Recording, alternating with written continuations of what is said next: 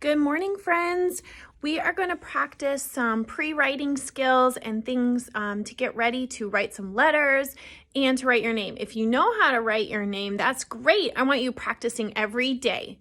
Here are some ideas you guys can do at home. So before a kiddo can pick up a pencil or a crayon or a marker and start writing, you can build up their fine motor strength by doing things with Play-Doh.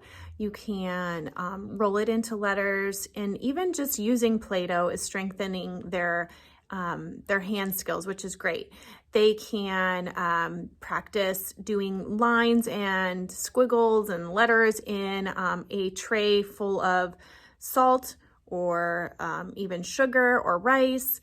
There's so many different ways that we practice in Kitty Paradise before we even use a marker. But I'm going to show you some things that they can use, some ideas they can do when they do have a marker, a pencil, or a crayon. So when we are ready to use some sort of utensil in our hand, obviously our end result is want them to use the tripod grasp. That's the 2 fingers and the thumb. They're gonna obviously do this first, and that's okay. However, they're gonna hold it in their hand.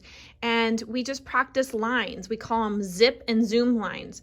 So we zip, zip, that's what they're gonna look like. Zip, up and down. You can go this way, zip, zip, zip, zip. Another thing is we call them zoom, zoom, zoom. That's that way, zoom, zoom, zoom. We're just getting them to do lines up and down and across. Zoom and zip. So if you use that terminology when you're at home, they'll know when they come back to school.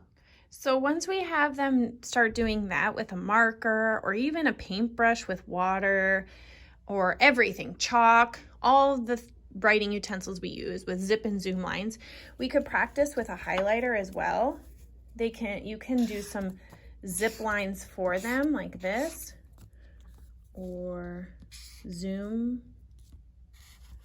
And then they can take a pencil and try and trace over your zip and zoom lines. You can practice with straight lines. You can also do some zigzag lines for them and have them try to do that. Squiggle lines, all kinds of stuff, and then have them trace. This is also great. We use this a lot when they're starting to write their name. So I will write it with highlighter first and then have them trace over it.